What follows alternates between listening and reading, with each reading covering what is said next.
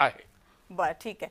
पण ते यावर्षीच्या बिहार विधानसभाच्या निवडणुकांमध्ये एक आणखीन विशेष गोष्ट दिसली, तो म्हणजे मनोरंजन क्षेत्रातल्या अनेकांचा प्रवेश झाला होता, त्याचप्रमाणे गायन क्षेत्रातल्या सुद्धा काही जणांचा प्रवेश झाला होता।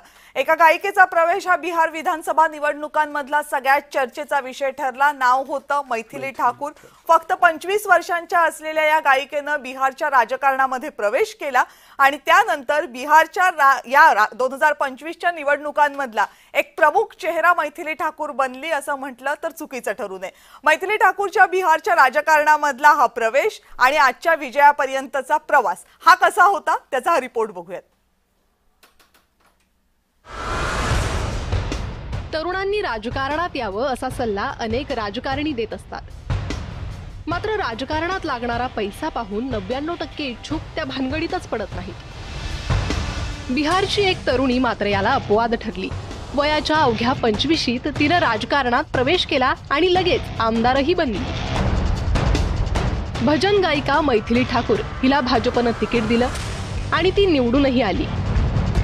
बिहारमधली आतापर्यंतची सर्वात तरुण आमदार म्हणून तिचं बरंच कौतुक होतंय।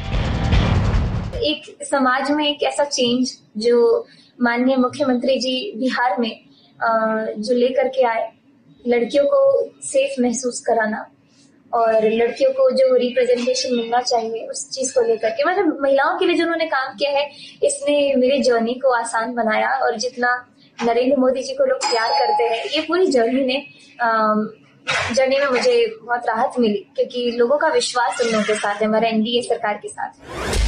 पण तिची ही प्रसिद्धी आणि निवडणुकीतलं यश हा काही योगायोग नव्हे, त्यामागे अपार कष्ट आहे। मैथिली वयाच्या 4थ्या वर्षापासून गाते।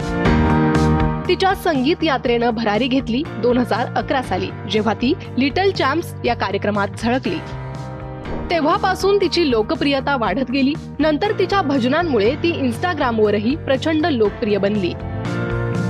बधैया बाजे आंगने में, बधैया बाजे आंगने में, बधैया बाजे आंगने में, बधैया बाजे आंगने में, बधैया बाजे आंगने में। काही महिन्यांपूर्वी तिनं सक्रिय राजकारणात येण्याचा निर्णय घेतला।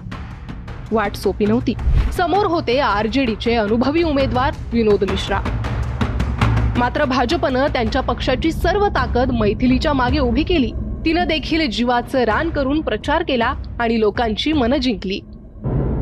ब्ल्यूप्रिंट वरून केलेल्या विधानामुळे ती काही दिवस वादातही सापडली होती, पण तिच्या प्रचाराचा धडाका इतका होता की लोक तिची वादग्रस्त कमेंट विसरूनही गेले। कुणाला वाटत होतं ती जिंकेल, तर कुणी तिला अगदीच नवखी म्हणून हिणवत होतं। जनतेनं मात्र तिला गांभीर्यानं घेतलं आणि संधी देण्याचं ठरवलं। हे 14 तारखेच्या मतमोजणीत स्पष्ट झालं।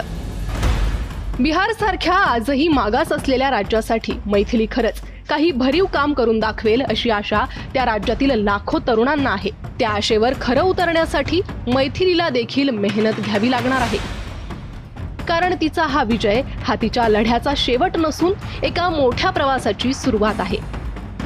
ब्युरो रिपोर्टसह प्रणिता बोरसे, जय महाराष्ट्र, मुंबई।